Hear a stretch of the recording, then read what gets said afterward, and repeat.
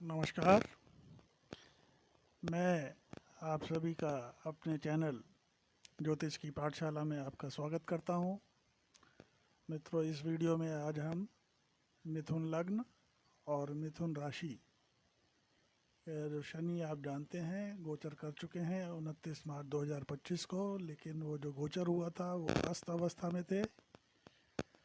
और अब शनि जो है 6 अप्रैल 2025 को यानी कि कल सुबह 5:05 पे उदय स्थिति में आ जाएंगे।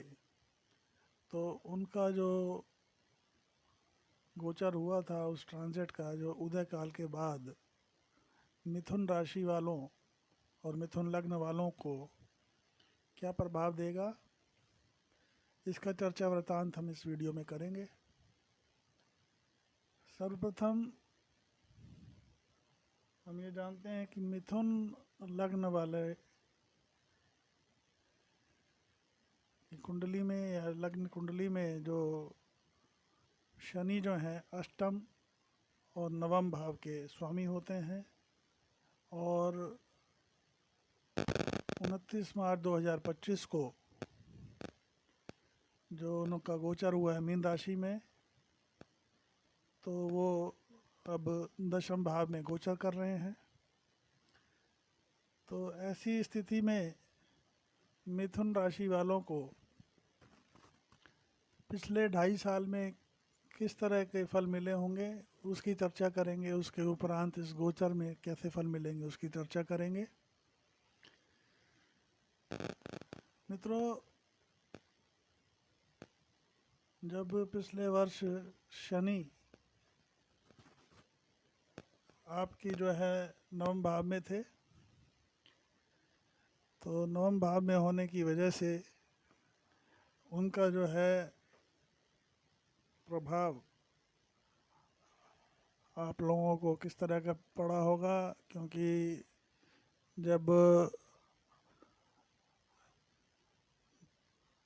कुंभ राशि में वो गोचर कर रहे थे तो उनकी तीसरी दृष्टि नीच की दृष्टि थी 11वें भाव पर।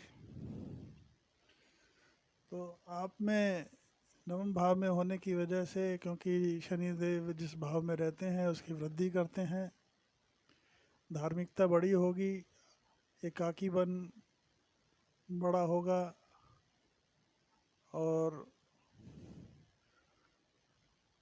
ध्यान भगवान की तरफ आपका आकर्षण जरूर बड़ा होगा। लेकिन तीसरी दृष्टि इच्छा पूर्ति पे, लाभ भाव पे, बड़े भाइयों और मित्रों के स्थान पे पड़ी। चूँकि ये नीच की दृष्टि है, तो जो आप की जो इच्छाएं थीं वो लंबित रह गईं, उनकी पूर्ति नहीं हो पाई।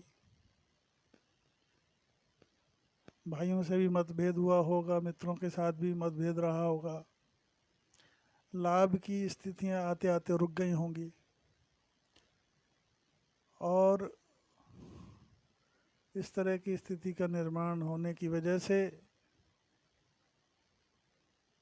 क्योंकि ये शनि का जो दृष्टि प्रभाव है, जैसा आप जानते हैं कि शनि जहाँ गोचर करते हैं वहाँ पे विस्तार करते हैं और इनकी जो दृष्टि जो होती है उसमें विष होता है। और विशेषकर अगर शत्रु दृष्टि हो या नीच दृष्टि हो तो उसके बहुत बुरे प्रभाव मिलते हैं। तो मिथुन राशि वालों को जो है कुल मिला के पिछले 2-2.5 साल में जो उन्होंने सोचा होगा उन चीज़ों की प्राप्ति नहीं हुई होगी। इच्छाएं अभी अधूरी होंगी, लंबित होंगी, पेंडिंग हो गई होंगी। साथ ही में 7वीं दृष्टि जो उनकी पड़ रही थी वो भी जो दृष्टि अनुकूल नहीं थी, वो तीसरे भाव में थी, पराक्रम भाव में थी। तो आलस्य की भावना बड़ी होगी, काम में मन नहीं लगता होगा और निराशा का सा माहौल होगा कि यार ये तो हमसे हो ही नहीं पाएगा।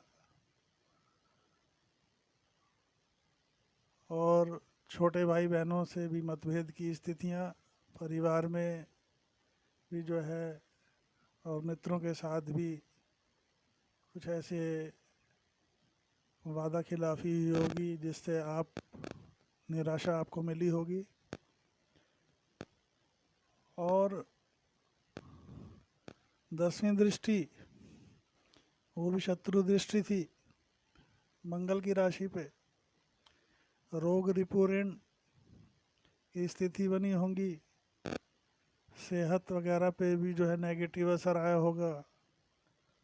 शत्रु लोग जो है हावी होने की कोशिश किए होंगे और ऋण की भी स्थिति का निर्माण हुआ होगा। लेकिन वो सब होने के बावजूद भी 10वीं दृष्टि जो इनकी होती है वो इन चीज़ों को सब पे उन्होंने काबू रखा होगा, लेकिन समस्याएं ज़रूर आई होंगी। अब मित्रों, जब 29 मार्च 2025 को जो गोचर कर चुके हैं वो अस्थावस्था में थे, अब उदय अवस्था में आ जाएंगे 6 अप्रैल 2025 को 5:05 पे। तो मीन राशि में रहेंगे। तीसरी दृष्टि मित्र दृष्टि पड़ेगी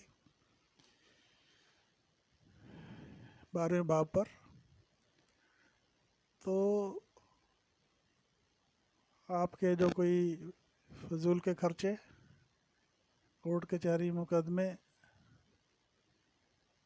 और इस तरह की स्थितियां जो होंगी उस पे अब विराम लगेगा, कंप्रोमाइज़ होंगे, क्योंकि शुक्र की राशि है और मित्र दृष्टि होने की वजह से अगर आप इंपोर्ट एक्सपोर्ट के बिजनेस में हैं तो लाभ की स्थिति निर्मित होंगी। रुके हुए पेंडिंग काम लाभ की स्थितियां निर्मित होंगी, क्योंकि दृष्टि लाभ भाव से हट जाएगी।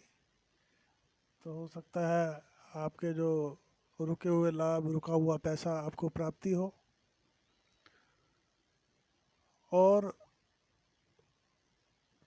वो जो पैसा आएगा आपको चाहिए कि उसको आप सुनियोजित ढंग से इस्तेमाल करें, अन्यथा खर्चों में वृद्धि होने वाली है। और इनकी 7वीं दृष्टि जो है आपके चतुर्थ स्थान पर मित्र दृष्टि है, बुध की राशि है। तो माता के स्वास्थ्य, माता से जो मतभेद की स्थितियां थी पहले, उसमें सुधार होगा। कोई प्रॉपर्टी संबंधी कार्य, रेनोवेशन का या नई प्रॉपर्टी खरीद सकते हैं, इस तरह की स्थिति निर्मित होंगी। और ये जनता का भाव है, चतुर्थ भाव माता का भाव है, सुख भाव है। तो सुख संबंधी कार्यों में वृद्धि, इस तरह की स्थिति होगी। और 10वीं दृष्टि जो है दाम्पत्य पे पड़ेगी, लेकिन सम की दृष्टि है, तो थोड़ा सा जो है आप अपने पार्टनर के साथ अपने व्यवहार को अनुकूल रखिए, उनकी हेल्थ का ख्याल रखिए। बाकी सम की दृष्टि है, कोई ऐसी विशेष बात नहीं है।